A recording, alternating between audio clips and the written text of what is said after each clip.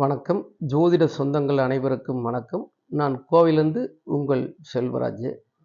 முதல்ல நான் என்னுடைய குலதெய்வம் முத்துமுருகன் சீலக்காரியையும், என்னுடைய உபாசனா தெய்வங்களான சமயபுரத்து அம்மனையும், பாண்டி முனீஸ்வரையும் வணங்கி நான் இந்த பதிவை நான் உங்களுக்கு சமர்ப்பணம் பண்ணுறேன்.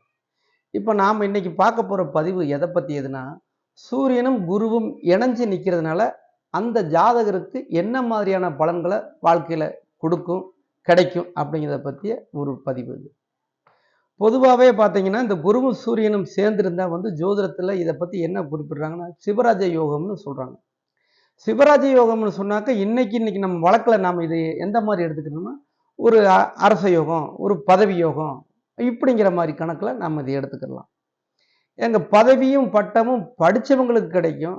ஒரு சாதாரணமாக ஒரு நடுத்தரவாதியில் இருக்கவங்க, ஒரு கம்பெனியில் வேலைக்கு போகிறவங்க, அடிமை தொழில் பண்ணுறவங்க, இந்த மாதிரி நிலை உள்ளவங்களுக்கெல்லாம் இது எந்த மாதிரி கண்ணோட்டத்தில் நம்ம எடுத்துக்கிறது அப்படின்னு கேட்டால், அவங்க எந்த இடத்துல வேலை செய்கிறாங்களோ அந்த இடத்த பொறுத்தளவில் தலைமை பதவிக்கு தகுதியானவங்களாக அவங்க நிற்பாங்க.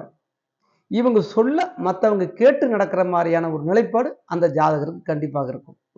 சமுதாயத்தில் இவருக்கும் சரி, இவருடைய தந்தைக்கும் சரி, ஒரு நல்ல பேர் எப்பயும் இருந்துக்கிட்டே இருக்கும். அந்த குடும்பங்கிறது சமுதாயத்தில் பேர் கெட்டு போகாத அளவுக்கு தலை நிமிர்ந்து வாழக்கூடியதாக ஒரு எலிஜிபிள் அப்படிங்கிற அளவுக்கு தகுதி நிறைந்ததாக இருக்கும். எதிர்கால வாழ்க்கையில இவங்க படிச்சிருந்தாங்களோ படிக்கலையோ அல்லது அரசியல் சம்பந்தப்பட்டு உள்ள நுழையலைனாலும் அது சம்பந்தப்பட்ட ஆளுகளோட இவங்களுக்கு ஒரு தொடர்பு நிலைகள் கண்டிப்பாக ஏற்படும். அதை வச்சு இவங்க சமூகத்துல ஒரு நல்ல ஒரு மரியாதையும் பேரையும் தேடக்கூடிய நிலைப்பாடு நிச்சயம் இருக்கும். அடிப்படையில் பார்த்தீங்கன்னா இந்த மாதிரி ஒரு குழந்தை பிறந்துருச்சு அப்படிங்கிற சூழ்நிலை வந்துருச்சுன்னா சூரியன் வலிமையாக இருக்கும் பட்சத்துல 6 வயசு வரைக்கும் அந்த ஜாதகனுடைய தந்தைக்கோ அல்லது தனையனுக்கோ கண்டாதி தோஷங்களை கொடுக்கும்.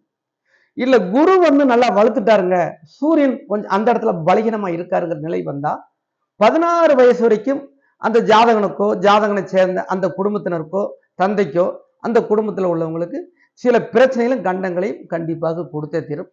இப்படிப்பட்ட சூழல்ல பிறக்கிற குழந்தைகள் இன்குபேட்டர்ல வைக்கக்கூடிய அமைவு நம்ம எல்லாம் பார்த்தோம்னா குழந்தை பிறந்தோன்னே அந்த குழந்தையோட வெயிட் கம்மியா இருக்கு அல்லது மஞ்சள் நிறமா இருக்கு, மஞ்சள் காமாலையோ என்னவோ ஏதோன்னு சொல்லி குழந்தைய அந்த ஒரு பெட்டியில வைப்பாங்க இல்லையா, அந்த மாதிரி ஹாஸ்டல் பாதுகாக்கக்கூடிய அமைவுதல் உள்ளதெல்லாம் இந்த மாதிரி ஒரு யோகங்கள் கிரகங்கள் அமையப்பட்ட குழந்தைகளுக்கு இருக்கும். அடுத்த கட்டமா பார்த்தீங்கன்னாக்க இந்த குருவும் சூரியனும் சேர்ந்திருக்கிறவங்க தனக்குன்னு ஒரு தலைமையான அமைவு கிடைக்கலன்னா அந்த பொறுப்புகள் இருந்து இவங்க விலகி வரத்தையும் பார்ப்பாங்க. மொத்தத்துல பாத்தீங்கன்னா இது வாழ்க்கையை ஏற்றத்துக்கு கொண்டு வரும்னு நம்ம சொல்லணுமே ஒழிய சின்ன சின்ன மைனஸ் பாயிண்ட்கள்லாம் இருக்கு. என்னங்க நீங்க சொல்றதெல்லாம் என்னுடைய ஜாதகத்துல இல்லைங்களேன்னு சொல்லி நீங்க கேட்டக்கூடாது.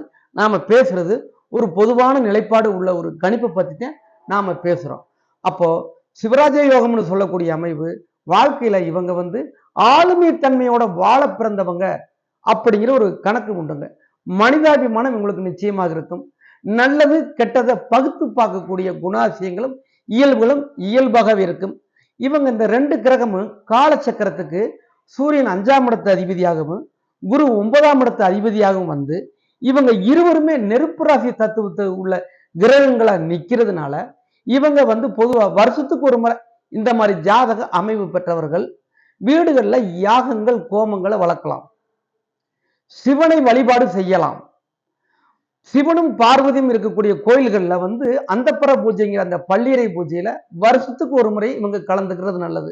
இந்த மாதிரி கிரக நினைவு பெற்றவர்கள் மதுரை மீனாட்சி அம்மன் கோயில் அந்தப்புற பள்ளியறை பூஜையை பார்க்கறது வாழ்நாள்ல இவங்களுக்கு சிறப்பையும் நன்மையும் கண்டிப்பாக கொடுக்கும். எந்த மாற்றமும் இல்லை. மீண்டும் ஒரு நல்ல பதிவின் மூலம் உங்களை சந்திக்கிறேன். நன்றி, வணக்கம்.